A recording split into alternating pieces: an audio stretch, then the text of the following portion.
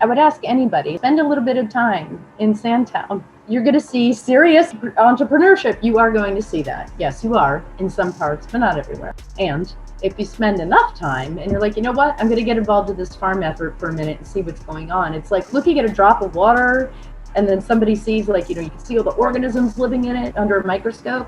It's like there is so much going on and there is so much talent within Sandtown-Winchester. Roxanne Prettyman, the unofficial mayor, sorry, Mayor Scott, of Sandtown. I mean, like, what can she could do, how she connects people. My name is Roxanne Prettyman.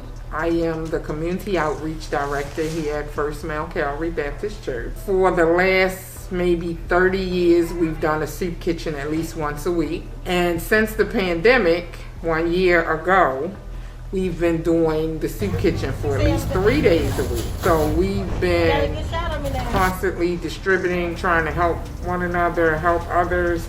During this pandemic, we've even given out PPE. You name it, I think we've given it out to service the community for this past year. My name is Elder C.W. Harris, and I am the Vice President of CUTS. My role as Vice President is mainly to work to get other spiritual leaders in the 72 square block area of our community to be involved of transforming our community into a new Black Wall Street.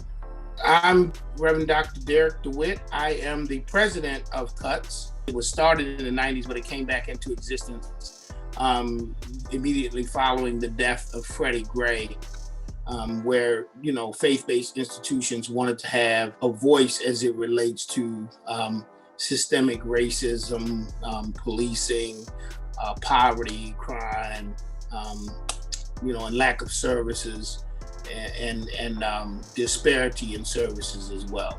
So now I'm attempting as the president of CUTS to shift our focus from just charity to long-term economic development that will provide sustainable jobs in our community, because this twin scourge of crime and poverty is only going to be rectified with jobs. We are in a food desert. There's no supermarket within walking distance at least.